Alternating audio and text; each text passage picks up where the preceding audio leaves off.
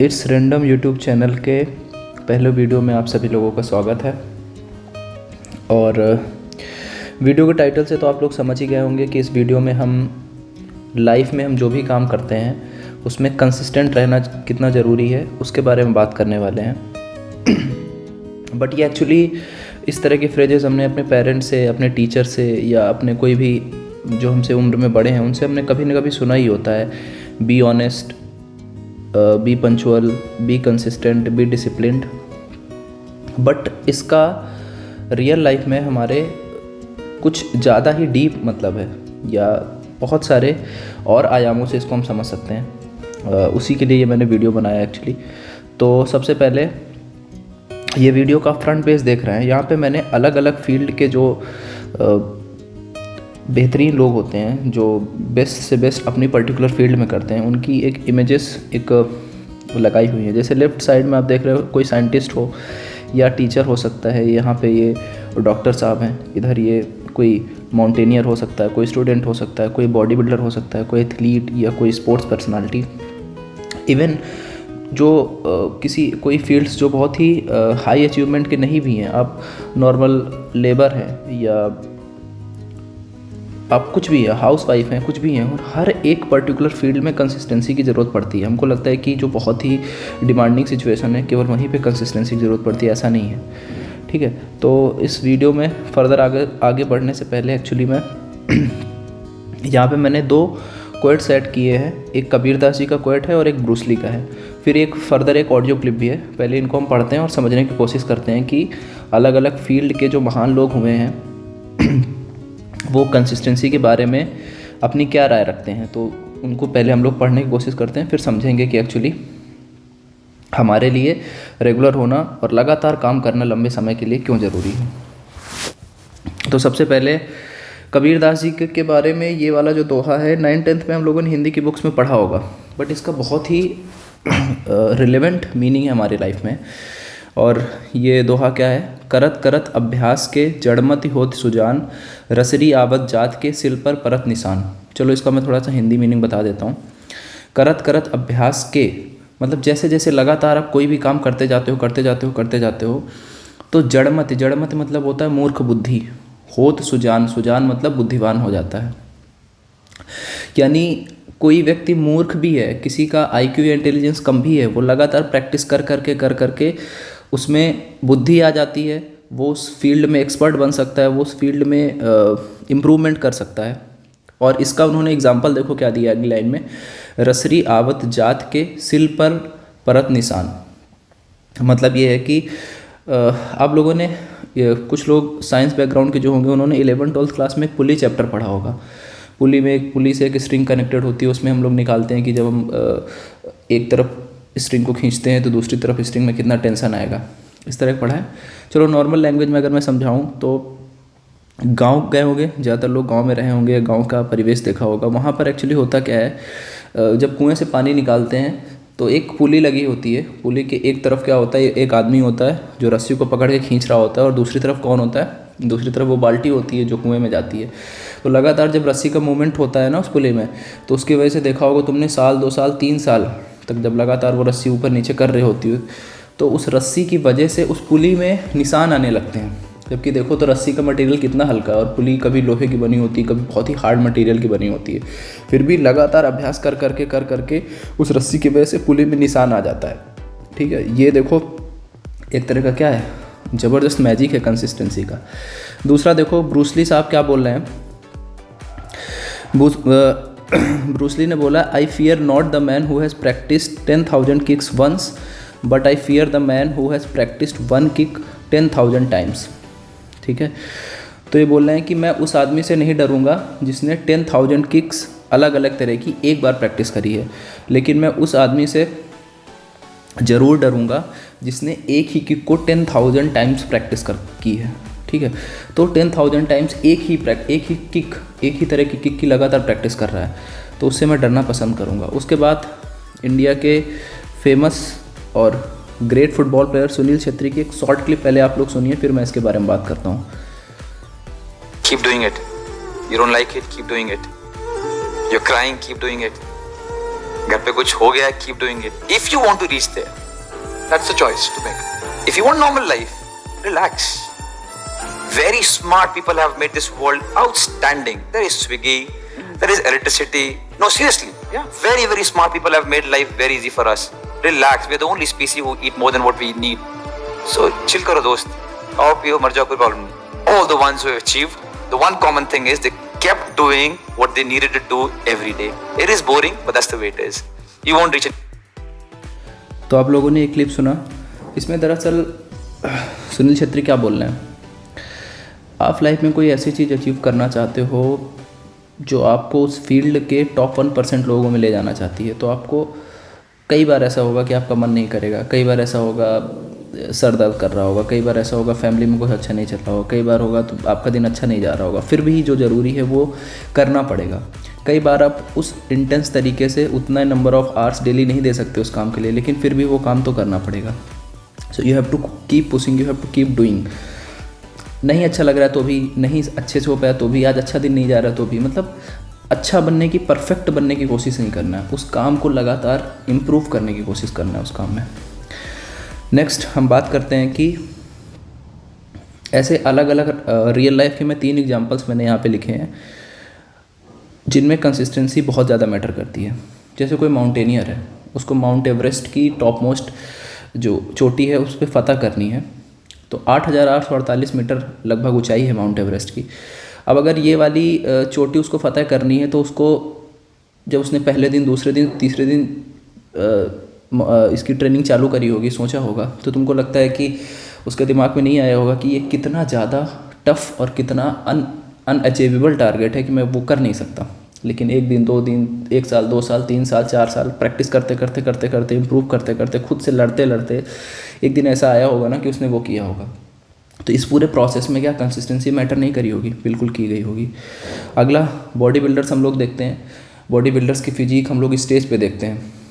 100 kg से ज़्यादा कोई बॉडी बिल्डर है, लीन मसल मास है, मसल्स दिख रही हैं, फैट कंटेंट उसकी बॉडी में बहुत कम है, और उसको स्टेज पे देखते हैं तो हम लोग को लगता है वाह क्या बॉडी है। लेकिन वो इस तरह की बॉडी बनाने के लिए उसने 10 साल हो सकता हो दिए हों जिम में, और डाइट, ट्रेनिंग और किस मेंटल स्ट्रेस से गुजरा होगा ये हम लोग नहीं समझ सकते हैं, वो वही देख सकता है। इसी तरह से तीसरा एग्जांपल मैंने दिया है, कोई यूपीएससी एस्पिरेंट है, तो मान लो उसका सिलेक्शन हुआ है यूपीएससी सिविल सर्विसेज में, तो उसने प्री दिया होगा, फिर मेंस दिया होगा, फिर इंटरव्यू दिया होगा, तो इतने सालों में उसका कंसिस्टेंट रहना उस प्रोसेस में बहुत ज़्यादा ज़रूरी है।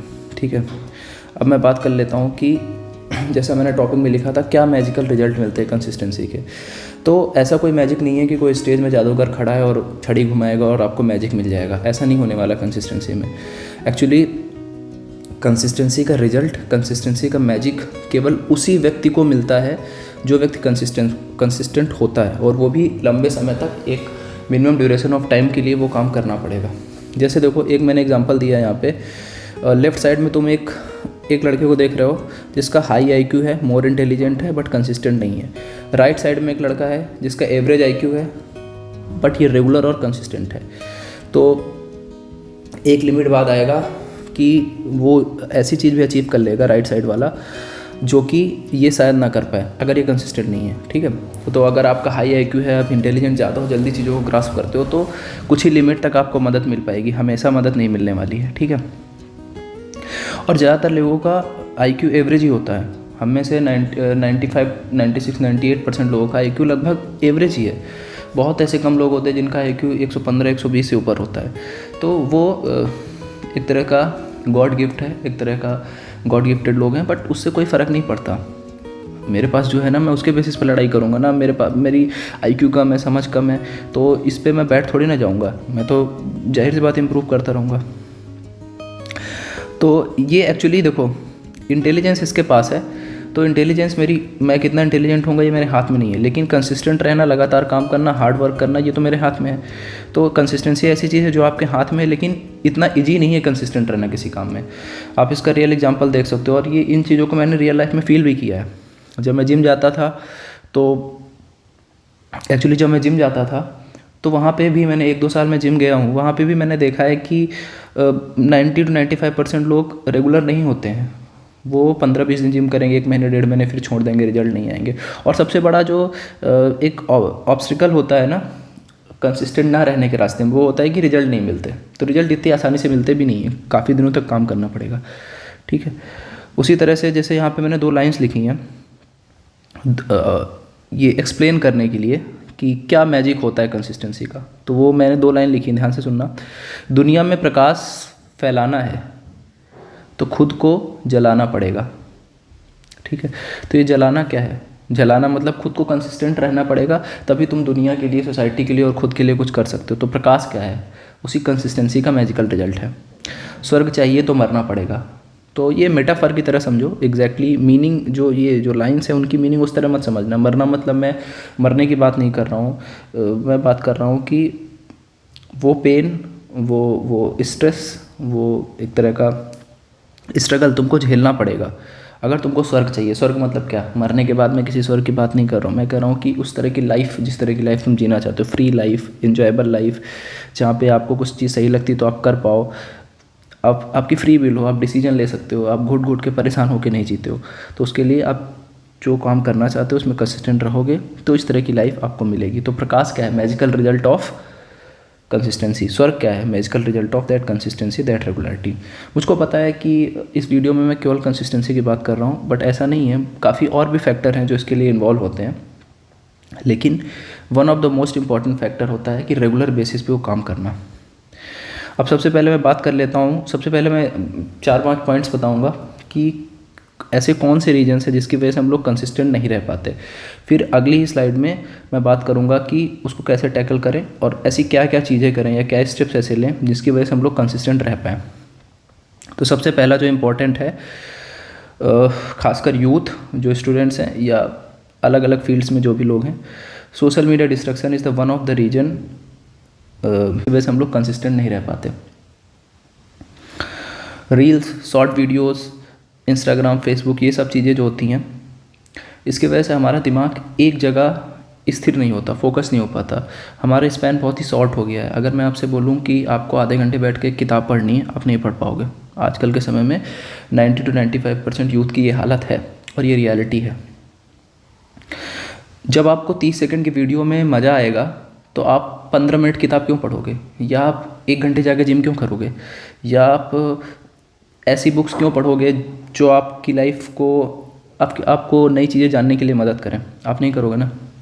तो ये वन ऑफ द रीज़न है। हाँ, ऐसा हो सकता है कि किसी व्यक्ति का कोई सोशल मीडिया इन्फ्लुएंसर हो या कोई सेलिब्रिटी हो या कोई ऑनलाइन टीचिंग करता हो, कोई भी ऐसा काम करता हो जिसका काम ही ऑनलाइन होता है, सोशल मीडिया पे होता है, यूट्यूब पे होता है, तो उसको तो आना पड़ेगा सोशल मीडिया पे। बट ज़्यादातर लोग केवल ऑडियंस है सोशल मीडिया के, सोशल मीडिया में काम नहीं करते, तो उनको सोशल मीडिया की ज़रूरत नहीं है। दूसरा, एवरीथिंग वर्सेस नथिंग की फ़िलॉसफी में चलते हैं। जैसे मैंने शेड्यूल आज बनाया कि मैं 8 घंटे पढ़ूंगा, और आज मैं किसी कारणवश मैंने लेट स्टार्ट किया तो 2 घंटे मैंने नहीं पढ़ पाया, तो मुझको लग रहा है कि 5-6 घंटे पढ़ पाऊंगा। तो फिर मैं बोलता हूँ कि चलो ऐसा है कि आज तो मैं एकदम नहीं पढ़ूंगा, कल से स्टार्ट करूँगा। ये सबसे बकवास फिलॉसफी है।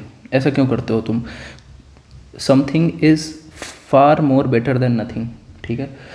आप 8 घंटे आपने सोचा था पढ़ूंगा, 8 घंटे नहीं पढ़ पाया, कोई दिक्कत नहीं, 3-4 घंटे तो पढ़ लो। अगर ऐसे करोगे कि या तो एकदम परफेक्ट रहूँगा या तो एकदम ही इम्परफेक्ट रहूँगा, तो ऐसा होता नहीं है। ह्यूमन के भी इमोशंस होते हैं, ह्यूमन की भी अपनी 50 तरह की प्रॉब्लम्स होती हैं। एक ही तरह का तुम फील नहीं करते, एक ही तरह का इंटेंस एफर्ट नहीं डाल सकते। तो ये बहुत सारी चीज़ें होती हैं जो मैटर करती हैं। तो इस फिलॉसफी पे नहीं चलना है, जो भी हो पाए वो डेली करना है। परफेक्ट टाइम टेबल इस तरह का नहीं बनाना है। परफेक्ट टाइम टेबल क्या है कि यहाँ पर ऊपर वीक्स के नाम लिख लिए, फिर इधर टाइम लॉट कर लिया कि सुबह 6 बजे उठना है, फिर 6 से 7 मुझको ब्रश करना है, ब्रेकफास्ट करना है, नहाना धोना है, 7 से 8 बैठ जाना है पढ़ने। बिल्कुल ये फॉलो नहीं करना है, ठीक है। कैसे टाइम टेबल फॉलो करना है उसके बारे में आगे बात करूँगा। अब एक ये भी रीज़न है जिसकी वजह से हम लोग कंसिस्टेंट नहीं रह पाते, हमारी लाइफ की प्रॉब्लम्स। अब लाइफ में कौन कौन सी प्रॉब्लम? फैमिली प्रॉब्लम है, रिलेशनशिप की प्रॉब्लम है, कैरियर का सही डिसीजन नहीं ले पा रहे हैं क्या करना है, या फाइनेंशियल प्रॉब्लम है। तो ऐसी बहुत सारी प्रॉब्लम्स की वजह से भी हम लोग क्या होते हैं, कंसिस्टेंट नहीं रह पाते। अब इनमें से कुछ प्रॉब्लम्स बहुत ज़्यादा वैलिड भी हैं। अगर आपके घर में ऐसा माहौल है जो आपको वो काम करने ही नहीं देने दे रहा है जो आप करना चाहते हैं, तो आपको पहले सिचुएशन और प्रॉब्लम सॉल्व करनी पड़ेगी। दूसरी, हो सकता हो आपको फाइनेंशियल प्रॉब्लम हो, आपके पास पैसे ना हो, तो उस सिचुएशन में आपको पहले वो फाइनेंशियल प्रॉब्लम सॉल्व करनी पड़ेगी। तो ये प्रॉब्लम कुछ हैं जो, कुछ प्रॉब्लम तो आप इग्नोर करके ही सॉल्व कर सकते हो, ठीक है। आपने कोई ऐसी गर्लफ्रेंड बॉयफ्रेंड पकड़ ली है रिलेशनशिप के नाम पे जो आपका टाइम ही वेस्ट करते हैं, आपने कुछ ऐसे दोस्तों से दोस्ती कर ली है जो आपका बस टाइम वेस्ट करते हैं, तो उनसे दूरी बनाओ, सही दोस्तों को पकड़ो, सही गर्लफ्रेंड बॉयफ्रेंड बनाओ, है ना। तो कुछ तो ऐसे सॉल्व कर सकते हैं, कुछ फैमिली प्रॉब्लम भी इग्नोर करके सॉल्व कर सकते हैं, कुछ के लिए एक्शन लेने की ज़रूरत है तो उसमें एक्शन ले लो, और कुछ फाइनेंशियल प्रॉब्लम है, अगर आपको जॉब नहीं मिल रही तो पार्ट टाइम जॉब कर लो, कुछ और करो, उसको सॉर्ट आउट करो। तीसरी प्रॉब्लम जो है वो केवल हमारी मनगढ़ंत प्रॉब्लम है, वो एक्चुअल प्रॉब्लम है नहीं, ओवर थिंकिंग की। जब हमको कोई रिजल्ट नहीं मिलता तो 50 तरह की चीज़ें सोचते हैं जिनका रियल लाइफ से कोई कनेक्शन नहीं है, रियलिटी में वो एग्जिस्ट नहीं करती, फिर भी उनके बारे में हम लोग बहुत ज़्यादा सोचते रहते हैं, ठीक है। जिसकी वजह से प्रोक्रेस्टिनेशन करते हैं, चीज़ों को लगातार टालते रहते हैं, जो काम आज किया जा सकता है वो करते नहीं हैं, और 1-2 घंटे 3 घंटे 4 घंटे उस चीज़ को डिले करते रहते हैं लगातार। ये भी बहुत बड़ा रीज़न है कंसिस्टेंट ना रहने का, ठीक है।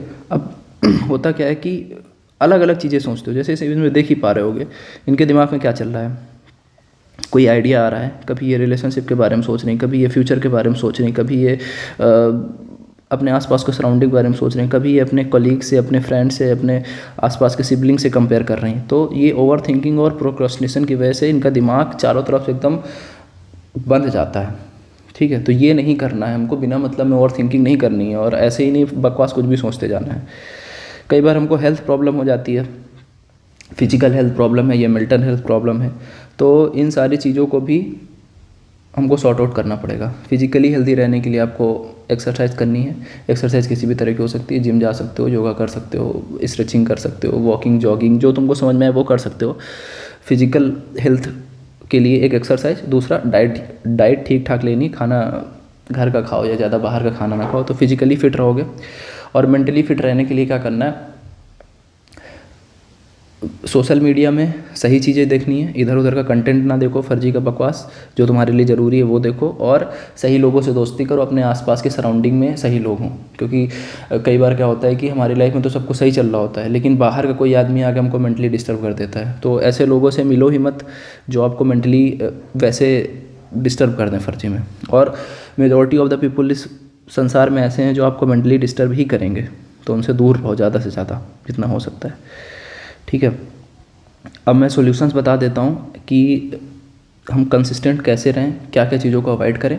बाकी आप और भी छोटे छोटे चेंजेस जो आप करना चाहते हो कर सकते हो अपने लाइफ में। जैसे हम जो भी काम करते हैं उसमें रिजिड टास्क बनाने की ज़रूरत नहीं है। रिजिड टास्क ऐसे टास्क होते हैं कि मैंने बोल दिया कि मैं 6 से 8 बजे तक काम करूँगा और ये काम करूँगा, तो आप टास्क डिसाइड कर सकते हो कि 1 से लेकर लास्ट तक मेरे को क्या क्या टास्क करने हैं, लेकिन आप टास्क की टाइमिंग डिसाइड मत करो कि इस टाइम पे ही करूँगा। आप बोल सकते हो कि 1 से लेकर 5 तक ये चीज़ें मैं आज करूँगा, बट मैं अपने अकॉर्डिंग कर लूँगा जब मेरे को समय मिलेगा, ठीक है। ऐसा मत करो कि वो जो टास्क हैं वो एक्चुअली एग्जैक्टली पता है कि मेरे को, तुम बोल दो कि मेरे को 8 से 10 में करने हैं, तो फिर ऐसा नहीं होगा। 8 से 10 में अगर नहीं हुआ, तुमको कोई इमरजेंसी सिचुएशन पड़ गई, कुछ काम पड़ गया, तो तुम्हारे मन में वो अंदर खटकता रहेगा, वो एक रिग्रेट रहेगा कि यार ये मैं कर नहीं पा रहा हूँ, ठीक है। तो ऐसा नहीं करना। दूसरा, परफेक्ट टाइम टेबल नहीं बनाना है। परफेक्ट टाइम टेबल नहीं बनाना है मतलब कि ऐसा नहीं करना है कि इतने बजे मैं ये करूँगा, इतने बजे ये करूँगा, इतने बजे नहाऊंगा, इतने बजे खाना खाऊंगा, इतने बजे सोऊंगा, इतने बजे बाहर जाऊँगा, ये सब नहीं करना। टास्क ओरिएंटेड रखना है, बट रिजिड टास्क नहीं रखना।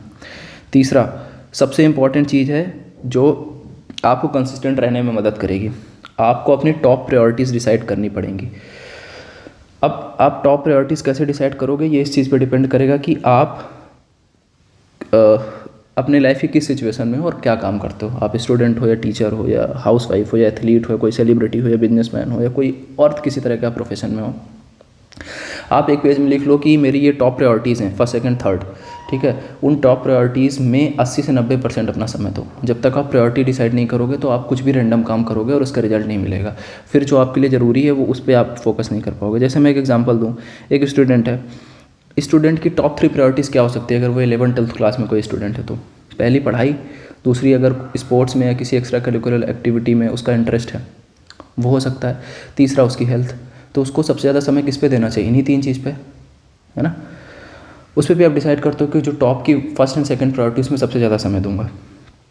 कई बार क्या होता है कि हमारी लाइफ में कोई इमरजेंसी सिचुएशन आ जाती है, जैसे मान लो कि हमारी हेल्थ अच्छी नहीं है या हमारी फैमिली में कोई बीमार है या हमारे मम्मी पापा को कोई प्रॉब्लम है या कोई एक्सीडेंटल सिचुएशन हो गई, कोई भी प्रॉब्लम होगी जिसकी वजह से हम चाह कर भी कंसिस्टेंट नहीं रह सकते, चाह कर भी अपना काम उस ईमानदारी से डेली बेसिस पे नहीं कर सकते। तो उस सिचुएशन में अगर आप कुछ दिनों तक नहीं काम कर पाए तो कोई फ़र्क नहीं पड़ता, चिल रहो, कोई प्रॉब्लम नहीं है। हो सकता है कि आप 1-2 घंटे ही काम कर पाओ या थोड़ा सा कम कर पाओ, ठीक है, मैनेजेबल है, वो आपके हाथ में नहीं है। लेकिन एक बार बताओ, ईमानदारी से बताना, कितना ही ऐसा समय होता है जब हमारी इमरजेंसी सिचुएशन हमारी लाइफ में आती है। बहुत कम टाइम ऐसा होता है जिसमें इमरजेंसी की सिचुएशन हमारी लाइफ में आती है। हमारी लाइफ नॉर्मल ही रहती है, फिर भी हम लोग आलसीपन से भरे रहते हैं और सही से काम नहीं करते। ठीक है, तो हमको खुद से भी तो क्वेश्चन करना चाहिए कि क्या मैं इतनी ईमानदारी से एफर्ट मार रहा हूँ कि बस मैं रिजल्ट की ही उम्मीद करके बैठा रहता हूँ, है ना। तो एक ये रीज़न है। तीसरा, तुमने कभी देखा होगा जब तुमने कोई चीज़ सोचा कि आज ये मैं काम करूँगा और पूरी ऑनेस्टी के साथ सुबह उठने से लेकर रात में सोने तक जो भी चीज़ें थी तुमने पूरी कंप्लीट करी, ढंग से काम किया, तो सोते समय कितना सेंस ऑफ रिलीफ आता है, सेंस ऑफ सेटिस्फेक्शन आता है। जैसे इस इमेज में देख रहे हो इस लड़की को, इसके फेस पे क्या है, सेंस ऑफ रिलीफ है, सेंस ऑफ सेटिस्फेक्शन है, एक आनंद का भाव है। ठीक है, तो ये कब आता होगा? जब हम ईमानदारी से अपना काम करेंगे, इसके अलावा कोई अल्टरनेटिव नहीं है। तो डिसाइड करो तुम्हारे लिए क्या ज़रूरी है और उसको पूरी ईमानदारी से, पूरी ऑनेस्टी के साथ करो। ठीक है, और इसका एक छोटा सा मैं एग्जांपल और दूंगा, थोड़ा सा समय लगेगा मेरे को। कभी तुमने देखा होगा, जैसे तुमने डिसाइड किया कि मेरे को 1.5 घंटे में ये काम कंप्लीट करना है और तुम वो काम करने बैठे। अब तुमको पता चला यार 1.5 घंटे तो हो गया है, ये काम कंप्लीट नहीं हुआ है, लेकिन अगर मैं 15 मिनट एक्स्ट्रा दे दूँ तो ये काम कंप्लीट हो जाएगा। तो तुम एक्स्ट्रा 15 से 20 मिनट पुश कर दोगे उस काम को करने के लिए, और फिर जब 1 घंटे 45 मिनट बाद फाइनली वो काम कंप्लीट हो जाएगा, तो तुमको वो जो sense of relief, sense of satisfaction मिलता है, वो बहुत ज़्यादा बूस्ट करेगा तुमको अगले दिन के लिए। ठीक है, तो तुम जब लगातार हफ्ते, 10 दिन, 1 महीने, 2 महीने कोई चीज़ करोगे और फिर वो जब तुमको sense of relief, sense of calmness, satisfaction मिलने लगेगा, तो फिर तुम रेगुलर हो जाओगे इस काम में। ठीक है, तो ऐसे हो सकते हो। तो फाइनली कंसिस्टेंसी के बारे में जितना हो सकता है रियल लाइफ से कनेक्ट करके और हमारी प्रैक्टिकल यूसेस क्या हैं लाइफ में, उसके बारे में मैंने बात करी। तो उम्मीद करता हूँ कि ये वीडियो आपको पसंद आया होगा, और किसी तरह का फीडबैक देना हो तो आप कमेंट बॉक्स में कमेंट कर सकते हैं। और अगर आपको ये वीडियो अच्छा लगा हो तो प्लीज़ लाइक करिए, शेयर करिए और सब्सक्राइब करिए।